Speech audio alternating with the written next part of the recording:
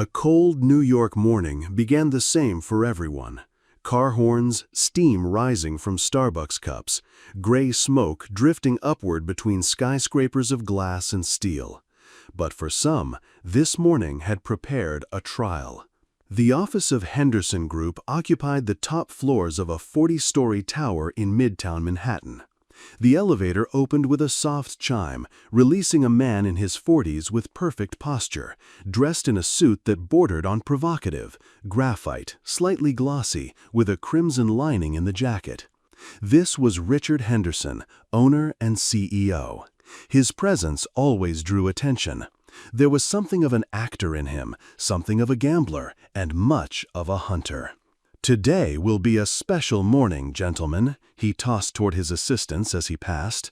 "Did something happen?" asked his secretary with a strained smile. "Not yet, but it will. I've already made sure of that."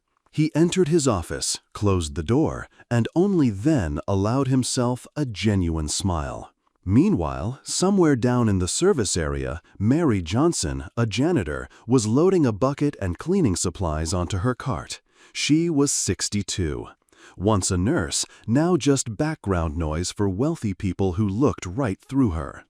She walked down the corridor, and her shadow didn't even reflect on the glossy floors, as if she didn't exist. She stopped by the restroom door. Inside, muffled voices. "If this deal collapses, we're all done. He's got those crazy ideas again. Wouldn't be surprised if he drags in someone off the street tomorrow." Mary froze, holding her breath. Then she quietly moved on, as if she hadn't heard a thing. "I'm nobody. That's what they think. And maybe they're not so wrong. I don't have their suits, their iPhones, their words. I don't know how to say benefits and boardroom. All I've got is a rag and a sore back." But then, another thought, stubborn and defiant. "And yet I'm a person too, with my own life, my own struggles and victories. I raised children on my own. I saved lives when I worked in the hospital. I stayed awake through long nights so someone else could wake up alive. But none of that counts to them. It doesn't show up in assets and percentages. They've got stock options and internships in London. I've got rent bills and medicine for my grandson. That's how it's always been. But it could have been different." She walked down the hallway with her mop and bucket, straight back, tired eyes. "What if I had just one chance? One real chance?" The office was waking up. Phone calls, the hiss of espresso machines, the faint scent of expensive perfume, voices with artificial tones. In the conference room, the CEO, the CFO, and a handful of top managers. Laughter, pomp, sarcasm. "You seriously think charisma is a weapon?" asked Alex Carter, the CFO. "Worse, it's a virus," someone smirked. "I think," Richard said, sipping his espresso, "that you underestimate people, even the ones you don't notice." "Like who?" "Like," he squinted, as if catching the idea, "the janitor." "A joke?" "What if I bring her to tomorrow's negotiations?" "And what, sit her down next to you?" "Exactly, and give her a voice. Let's see how the partners react." A pause, then laughter. Someone nearly choked on coffee. "Henderson, you've lost it. This is suicide." "Or the most interesting day in your boring lives," he muttered, and stood up. "You wouldn't dare."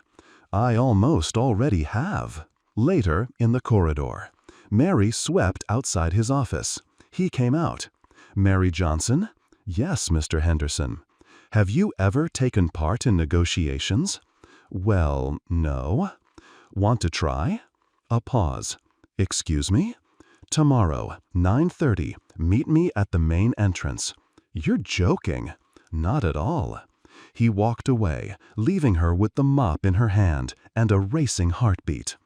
For the first time in years, someone had not just noticed her, they'd offered her the lead role.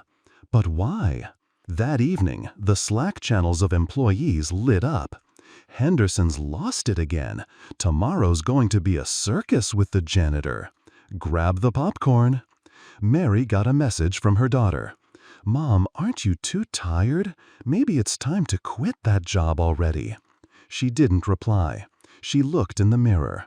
A wrinkled face, bloodshot eyes, a faded sweater. How could she not let them down? No, that's just it.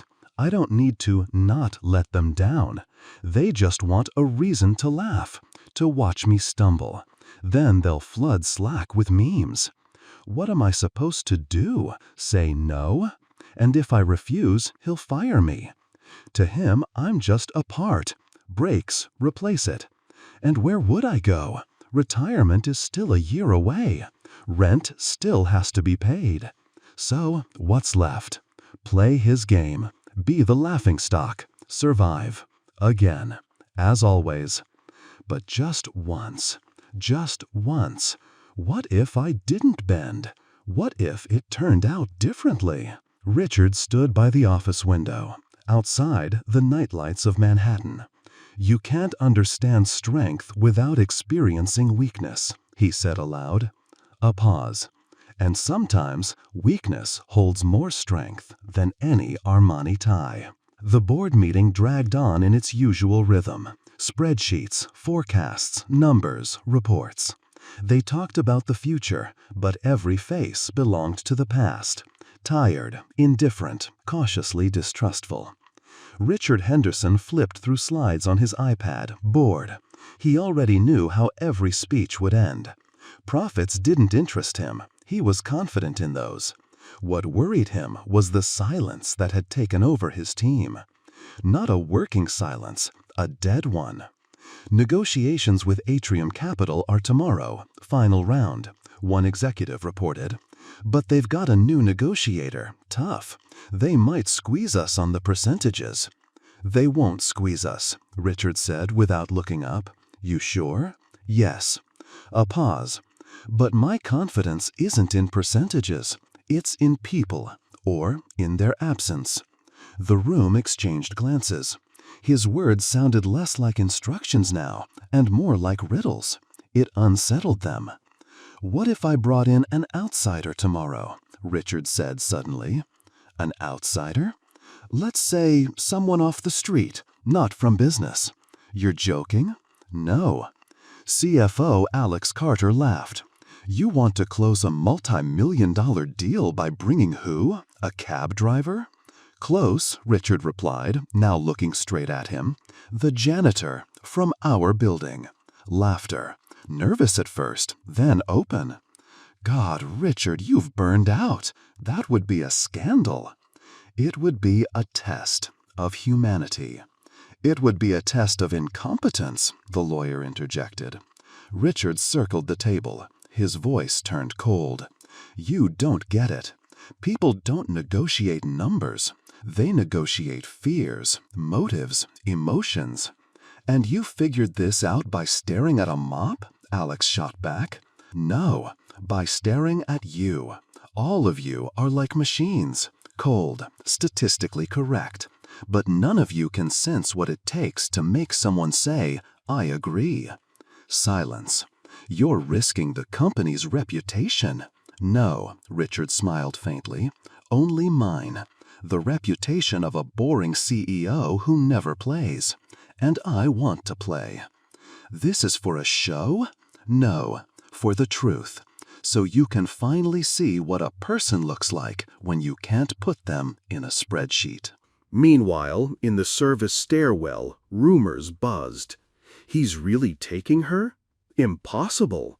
I heard it myself. His assistant said he ordered a pass prepared. And she agreed? What choice does she have?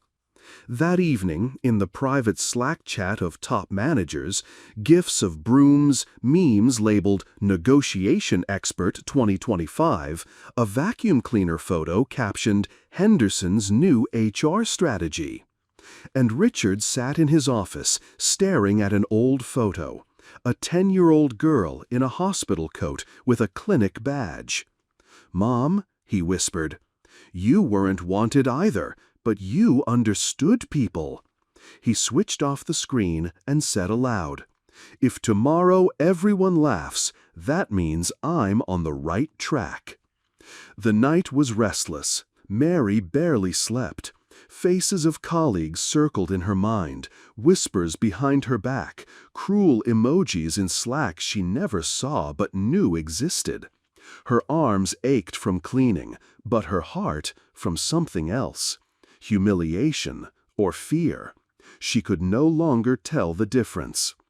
In the morning, 2 hours before the meeting, she stood before her closet. A row of clothes, none fit for anything. Not a single old sweater suitable for negotiations. What did people even wear to those? She had no dress, no suit, not even proper shoes, just a worn-out pair of black flats. On the kitchen table lay a note from her daughter. "Mom, don't worry. You're the smartest. Even if you're quiet, you'll be fine. Just be yourself." Herself? Mary looked at her reflection in the mirror. Gray hair, pale skin, slumped shoulders. And what if being myself is exactly what they're all going to laugh at? At exactly 9:25, a black Cadillac Escalade pulled up to the main entrance of the skyscraper. Richard stepped out himself, in a formal coat, without his usual bravado. He spotted her from afar. Mary stood on the steps, wrapped in a plain dark jacket, her hair tied in a modest bun, her face bare of makeup, only a shadow of worry in her eyes. "Good morning," he said, opening the car door for her. "I came after all," she whispered. "I knew you would. You're really not joking?" "Not at all." "And you really think?" "I think no one listens the way you do, and that's worth more than knowing how to speak." The car pulled away. They drove along Manhattan's wide avenue. Inside, silence, broken only by the calm voice of the GPS.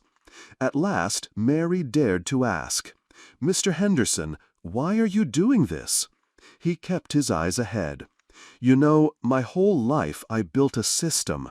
I pushed, persuaded, gathered, forced. I thought that was strength. But the higher I climbed, the quieter it became around me. People were afraid to make mistakes near me. They only said what I wanted to hear. And now, you want to hear something else? No, I want to remember what an honest voice sounds like." A pause. "And you decided it would be mine?"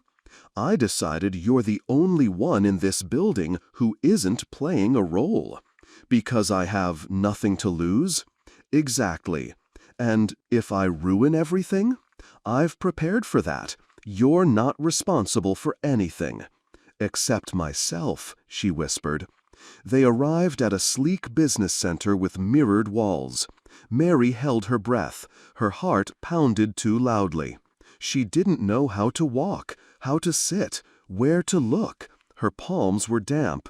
The jacket wrong for the occasion. Everything wrong. "You don't have to speak," Richard said. "But they'll be watching." "Yes, and possibly." He looked at her seriously. "But sometimes a person is given a chance not because they're ready, but because they're needed. Right now." She nodded, slowly, as if signing a verdict. Inside, an assistant greeted them. For a second she lost her composure at the sight of Mary, but quickly put her mask back on. "The conference room is ready.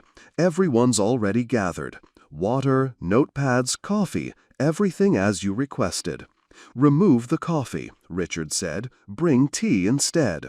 The assistant nodded awkwardly. Mary looked at the marble walls, the glass partitions, the men and women in tailored suits, and felt as though she'd stumbled into a play with no role for her, only scenery. "I don't fit, not in form, not in substance. I'm a stranger here, and if I stumble, no one will reach out a hand. They'll just laugh. But maybe that's still better than being invisible forever. She adjusted her collar and followed Richard into the meeting room. The space was flooded with morning light. Glass walls, a panoramic view of the city, silence broken only by the rustle of a page turning. Around the oval table, 6 men and 2 women, all in dark suits. The Atrium Capital logo glowed on the presentation screen. When the door opened and Richard Henderson walked in, no one was surprised. But when Mary appeared behind him, in her old jacket, walking awkwardly, fear flickering in her eyes, the room shifted. Back straightened, brows lifted, glances collided. Silence, like the air before a storm. "Good morning," Richard said firmly. "We are surprised," said the head of Atrium Capital's team politely. "That's good. Surprise is the best start to an honest conversation." Richard nodded towards Mary. "Allow me to introduce. This is my advisor. She will be present today." Someone smirked. Another coughed, hiding laughter. A third simply looked away, pretending it wasn't happening. Mary sat beside Richard, tried to keep her back straight, though her fingers trembled. In front of her, a notebook and pen. She didn't know whether to write something or just pretend to. The first 30 minutes of talks were like a cold, weaponless battle. Percentages, obligations, penalties, legal clauses. Words fired like bullets, sharp, polished, technical. Mary stayed silent and observed. They speak so fast, as if racing time. How much meaning is in these words? Or is it just a game of postures and terms? Richard remained calm, but she sensed the situation was slipping. The Atrium negotiators were too pushy, too cold, unwilling to compromise. One of them, a young lawyer, looked straight at Mary and said, "We expected a professional meeting, and frankly, we don't quite understand your format." Henderson replied, "And your strategy includes unorthodox players?" Restrained laughter, right to her face. Mary wanted to rise, to say, "Excuse me, I'll leave. I don't belong here. This was a mistake." But Richard gave her the smallest nod, supportive. "Stay. Don't be afraid. Watch." She looked again, not at faces, at behavior, movements, pauses between words. She saw one partner clench his pen, another avert his eyes when talking about responsibility, a third avoided the words guarantee and risk. "They're afraid. They've got struggles too." "Excuse me," Mary said suddenly, quiet but clear. The room grew still. "I know my presence here seems strange, perhaps inappropriate, but may I ask a question?" A pause. Richard said nothing. Everyone stared. You want guarantees, that's clear. But are you sure you're not losing the essence behind the numbers? What is this deal really for? For profit, someone replied. But profit is a tool, not the goal. The goal, what is it? To strengthen our market position. That sounds reasonable, but what market are you strengthening if your partner walks away with an empty face? "Excuse me, and you are? Who?" an older man on their side asked. "I'm the one you don't notice, like most of your clients, your employees, and the people who live with the consequences of these decisions." Silence. "Maybe that's why I'm here, so you can hear not the one who speaks beautifully, but the one who listens." No one laughed. On the contrary, a strange, uneasy silence settled over the room. The head of Atrium Capital's team slowly set his papers aside for the first time. "You know," he said, "I just remembered our first deal back in the 90s. At a kitchen table, no paperwork, just tea and a handshake. And it was the most reliable deal of my life." He looked at Mary. "Thank you. You asked the right question." Richard smiled faintly. Mary kept her eyes down. She didn't feel victory. She felt a tremor. What have I just done? She sat as if trying to hide inside her own shadow. The room was silent, not from awkwardness, but from surprise. Well, the head of the delegation finally said, rubbing his temple, unexpected, I admit. Was that an improvisation? One lawyer asked dryly. Or are we moving into open emotional expression now? Mary raised her eyes. No defiance there, only honesty. I just listened, and I realized no one was listening to each other. I'm sorry if I said too much. I'll leave if you want. No, the senior partner raised a hand. Stay. Then, almost under his breath, with a half smile, perhaps you're the only one in this room speaking without an agenda. Richard watched without intervening. He knew, right now she was working better than any PR specialist, any lawyer, any professional negotiator. Because she wasn't working, she was speaking as a human being. And that disarmed them. Tell me, the head of the delegation asked again, you're not an economist, are you? No, I trained as a nurse. And how did you end up here? She glanced at Richard. He gave the slightest nod. He gave me a chance. Why? Another negotiator pressed, now looking at Henderson. Because I wanted to test how far we'd drifted from reality. And I think I just got my answer. The room shifted. Papers closed. A lawyer removed his glasses. Tension gave way to a different silence. Not dead, thoughtful. Excuse me, Mary said again. May I ask one more question? Someone smirked, but nodded. Aren't you afraid that too harsh terms will trigger resistance among your own employees? Not openly, but in details, in attitude, in mood. A pause. Richard's brow lifted slightly. Bullseye. Because if you force people to work out of fear, not will, the outcome will be empty. People don't have to love deals, a lawyer countered. No, but if they don't feel meaning in it, they'll destroy it. The senior partner pushed back his chair, rose, and walked to the window, gazed outside. 20 years ago, I was like that. Tough, sharp, everything by the book, by the numbers. He turned. But I see now, this isn't the time for the clever. It's the time for the real. Too many decisions are made from fear, too few from understanding. He looked back at Mary. You said the right thing, because you're not seeking victory. You want everyone to leave feeling heard. He turned to Richard. I propose changing the terms. I'm listening, Henderson replied calmly. Remove the unilateral termination clause. Revise the payment schedule, make it flexible. In exchange, transparent reporting every month. Richard nodded. That's reasonable. The negotiations took a different flow. No icy words, no masks. For the first time, people weren't fighting, they were searching. For compromise, for a formula, for a solution. Not to push, but to agree. 40 minutes later, it was over. The contract signed, hands shaken. Mary remained aside. She didn't smile. She just sat there, as if it hadn't really happened to her. One of Atrium's people came up and said quietly, You're no lawyer, but you're the sharpest voice I've heard in a negotiation. In the car afterward, she sat in silence for a long time. Then suddenly, what if it was all just a trick? A trick? That you just wanted to shock them, and I was only a tool. And do you still think that? Mary turned to the window, tears in her eyes, not of hurt, but of disbelief. I don't know what to believe anymore. Then start with yourself, Richard said. The rest will follow. They returned to the office by evening. The elevator rose slowly, as if prolonging the moment. Mary stood in the corner, not looking at Henderson. He was silent, for the first time in a long while. Not because he didn't know what to say, but because he didn't want to disturb what was happening inside her. The doors opened.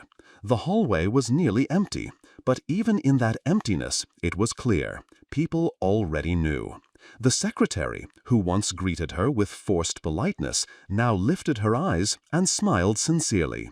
Nodded, like to a colleague. Good evening, Mrs. Johnson.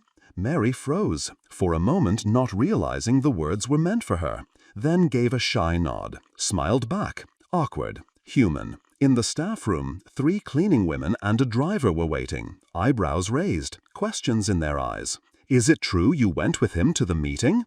Come on, Mary, tell us, was it really like in the movies? We heard on the internal channel they signed the deal thanks to you. She lowered her gaze. I just asked a question that left their jaws on the floor, one woman laughed. Good for you. Show them what us invisible people can do. The next morning, the executive lounge was unusually quiet. He really took her? She really spoke? And they really signed? He didn't just take her, he gave her the floor, and she nailed it, flipped everything. They all laughed at her. And who's laughing now? Richard entered his office. Fresh papers awaited, first versions of the revised contract. He flipped through, signed, placed them in a folder, then walked to the window. No triumph, no show, just a short exhale, like after a difficult surgery. He knew this would spread beyond the deal. It wasn't just a step, it was a crack in the wall. Later, he found Mary in the service area, cleaning windowsills. I don't think this is really your job anymore, he said quietly. And what is mine now? She asked with a reserved smile. He thought for a moment. One where you don't have to lower your eyes, where people listen, where what you say isn't seen as a mistake. He placed a box in front of her. Everything you need is in here. What is it? A request for a new internal position, a brand new role, consultant for human risks and communication. You invented that position? It appeared the moment you spoke. Mary sat down on the edge of a chair. Her hands trembled. Her eyes filled with shock, disbelief, tenderness. I don't know if I can. You don't have to know right away. What matters is you already proved you hear what we can't. He turned towards the door. Think about it. But know this. If you refuse, I'll understand. But if you accept, it will be the wisest hiring mistake of my life. He left. Mary remained sitting. In front of her, a box with a new future. Behind her, years of being nobody. Ahead, a chance, a real one. She closed her eyes, and for the first time in years told herself, maybe I didn't live this life for nothing. That same evening, Henderson's office was half in shadow. Outside, New York shimmered, the weary day rolling into night. A desk lamp lit only one thing, a faded photograph. A 10-year-old girl in a clinic coat. A shy smile, eyes too adult for her age. He traced the glass with his finger. Mom. Memories surfaced. A freezing winter, his mother in cheap boots, her hands cracked from cleaning chemicals, cooking soup with water left from boiling pasta, ironing his shirts late at night. The day she never came home, taken to the hospital straight from her shift. And how she used to say, "Don't become one of those who look at people like furniture. A heart isn't for spreadsheets." He was silent a long while.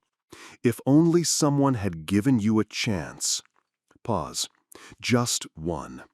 He put the photo back into the drawer, closed it gently, almost tenderly. Next morning, as the office was just waking, a new document appeared in HR. Internal order. Creation of position. Consultant for Human Risks and Communication. Candidate, Mary Johnson. Authorized by CEO. No explanation. No comment. But those who whispered behind her back now read it, and for the first time wondered. Maybe they hadn't really seen everyone around them. Mary sat by the window. Before her, the same box, now open. Inside, papers, a neat office nameplate, and a badge. Mary Johnson, Consultant for Human Risks and Communication. She stared at it, as if unable to believe her name and title were real. Consultant?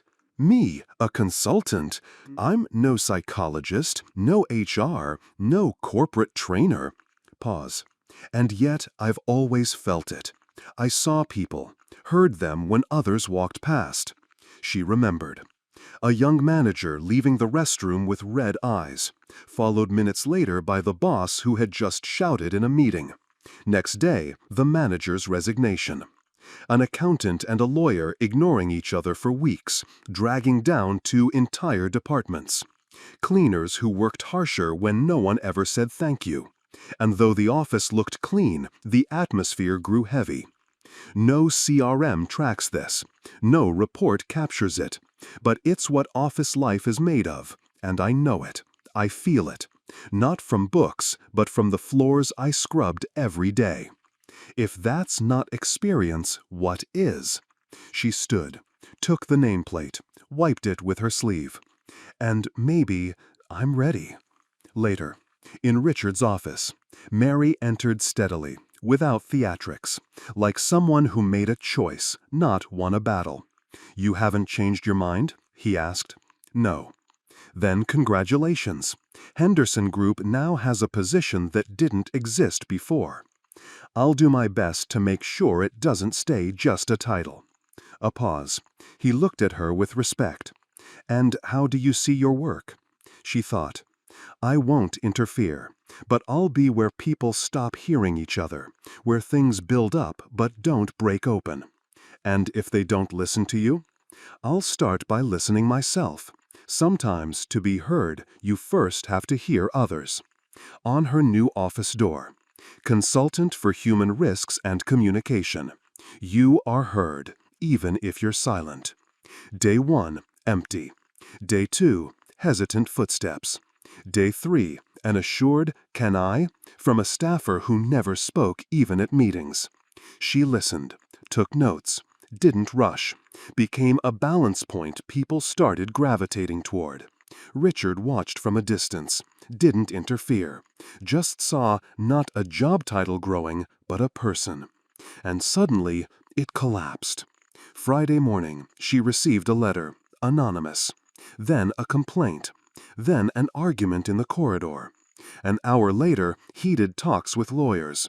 Someone demanded an inquiry, suspension. You overstepped your authority. You meddled in processes that aren't yours. You're not a psychologist. You had no right. In the corridor, stares, whispers, doubt. Mary closed her office door, sat down. Her hands trembled. Did I ruin everything? Richard heard of it the same day, closed his laptop silently, didn't summon her, made no announcement. He just stared out the window and told himself, "There are no takeoffs without falls." And he turned toward the door, not to save her, but to give her the chance to save herself. The next morning, the air in the office was heavy. Conversations shortened, footsteps sharper. People fell silent at the sight of Mary. Some averted their eyes. Others stared back, coldly, challengingly. She felt it on her skin. She was no longer welcome. The reason? She knew. And that was the worst. She had indeed made a mistake. A week earlier, an employee from logistics, Tatiana, about 40, had come to her. Strict, fast-talking, but that day, tears. Conflict with her manager, pressure, blame-shifting, overtime, threats of firing. No witnesses. Mary had listened, sympathized, offered to speak to the manager without naming names, to do a neutral check of the atmosphere. But she'd made a mistake, revealed too many details. Not directly, but enough. And the next day, Tatiana was called to HR, where she was asked firmly to resign. Then the wave began. She spies. She listens, then reports upstairs. She pretends neutral, but leaks. Why do we need her? In break rooms, anger. In lounges, mistrust. Senior managers filed a complaint. This new structure interferes in management without mandate or training. Mary read it and felt like losing air. I just wanted to help. I didn't give her name. I just wanted to ease the weight. But the result, worse. Now she was the threat. That evening, she stayed alone, opened her notebook, stared at the blank page. She wanted to write, but couldn't. Tears came, the kind that burn your cheeks. Maybe they were right. Maybe I never should have started this. This isn't mine. I only wanted people to feel safe, and instead, it turned worse. She stood, walked slowly around the office, touched the nameplate on her door. Consultant for Human Risks and Communication. And suddenly, Memory. A sharp flash. Hospital. New York. Winter. She was still a young nurse. They brought in a man with a head injury, drunk, aggressive, shouting, struggling. One aide was too scared to approach. The doctors were irritated. A young resident barked, "Restrain him, jab him with something, and dump him in a room." And then Mary said calmly, "Let me try." She approached, sat down right on the floor next to him. "You're scared, I know. It's terrifying being in a hospital, and no one speaks to you, they just do. You're not a monster. You're a human being. I'm here. I'll sit with you, okay, until it's quiet." The man froze, then cried. 5 minutes later, he was asleep. No injection needed. Mary returned to the present, looked at her notebook, sat down, and wrote. Helping doesn't mean interfering. Listening doesn't mean acting right away. People don't fear pain. People fear betrayal. I won't speak for them. I'll be there so they can speak themselves. Late that night, Richard Henderson opened the company's internal system. In the folder Team, Communications, Johnson, a new document. Short, untitled. He opened it. I made a mistake, I admit it. Not in listening, but in acting before I had fully heard. I ask permission to continue, this time for real. He closed the laptop, smiled slowly. The most interesting part begins now. A new week. The office lived in tense silence. Mary arrived first, opened windows for fresh air, brewed tea, cleared stray papers. But no one came to her door. Those who once sought her out disappeared. She didn't insist, didn't send memos, but left a note on her door. I'm here to listen, not for a report, for peace inside. The first to appear wasn't someone seeking support, but someone expecting conflict. It was Yegorov, the head of logistics, the same one Tatiana had complained about. He walked in without knocking, sat down uninvited. You interfered in what you didn't understand. Because of you, I now have to justify myself every day. I know, Mary replied calmly. I had to review all our processes. You think that's easy? No, I think it's hard, especially when you don't know who to trust. He looked at her, no defense, no challenge in her eyes, only quiet. You expect me to believe you're just here to listen? I want you not to be afraid to come here when it hurts, even if you're wrong, even if you're at fault, because even that is still human. Pause. Yegorov stood. You've got a strange approach. It's not efficient. It's alive. He left, but outside her door he stopped by the window, didn't move on. Next came Valentina, a cleaner Mary had worked alongside for years. But now Valentina looked at her differently, not just as a co-worker, but as management. Or maybe not. You know, Mary, we've been wondering, what are you to us now? The same as I was, only now maybe I can not just listen, but protect, if I can. And if you can't, then at least I'll still be here. Valentina nodded, roughly but warmly. Sometimes that's all we need. Mary wrote again in her notebook. Not just complaints now. She marked where people fell silenced most, where departments stopped greeting each other, where laughter sounded forced. She didn't analyze, she observed. And one day she did something no one expected. In the cafeteria appeared a box. Over it a sign. Unspoken conflicts. Write it. No names. I'll read and show no one. At first, empty. Then 1 slip. Next day, 3. A week later, nearly full. At a meeting, Richard saw a new item in a report. Internal Emotional Barometer from Anonymous Notes. Categories: anxiety, resentment, fatigue, withdrawal. Who suggested this? Johnson, the secretary replied. She already has statistics. He nodded, not aloud, inside himself. She's rebuilding trust not with words, but by giving the right to be heard, even without a name. And things seemed to be getting better. Until one day, a new player arrived at the office, a consultant from outside, hired to optimize the team.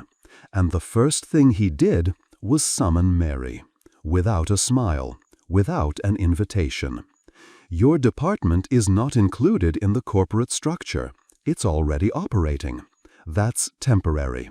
I'm here to conduct an audit. So, you'll decide whether I'm needed? Exactly. She leaves the office with a stone-cold face. But in her notebook she writes, "Not all changes come from outside, but almost all resistance comes from within.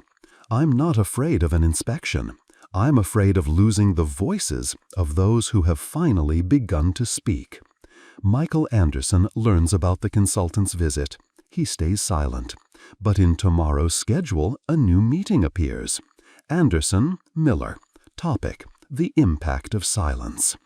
The meeting is set for Monday, 9 a.m. In the room, 3 people: the external consultant, the HR director, and Anderson himself. A glass table, dry air, businesslike atmosphere, protocol, audit, results. Sarah Miller walks in, dressed modestly but neat, hair tied back, gaze steady but without challenge. "Good morning," she says. She sits down. She hasn't brought any documents, only her notebook. The consultant looks at her without a smile. "Your role does not match corporate standards. You have no certification, no formal degree, no KPIs." "I agree," she nods briefly. "Then why does the company need you?" Pause. "May I answer not as an employee, but as a person?" This is not the official part of the discussion. Maybe it's the most important part. She lays her hands on the table. "I can't speak in numbers, but I know the sound of resentment, the smell of fear, the silence of someone who no longer believes they're seen. You won't put that into a spreadsheet, but without it, everything you build will eventually collapse." "You're talking about feelings," the consultant cuts in. "I'm talking about the foundation." He exhales. "What are your achievements?" She takes out loose pages from her notebook. On the table, letters, anonymous, words of gratitude, fears, reflections. No names, no dates. This isn't a KPI, but it's the voice of the company, unregulated but real. Silence. The HR director reads one letter, then another. In the third, a line, "I'm staying at this company only because for the first time someone simply listened to me." Pause. The consultant looks at Anderson. "Your opinion?" Michael leans back in his chair. "I founded this company. I thought I knew people. But one day I realized I had lost sight of them. And it was this woman who helped me see them again. She isn't built into the system. She reminds us who we're building it for." The consultant closes the folder. "Thank you. Recommendations will be submitted." Including, "I recommend keeping the position with revised format and expanded authority."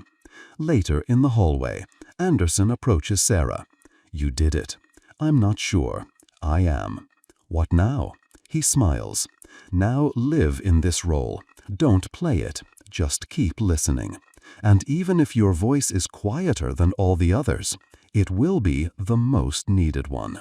A month later, on her office door, a new plaque.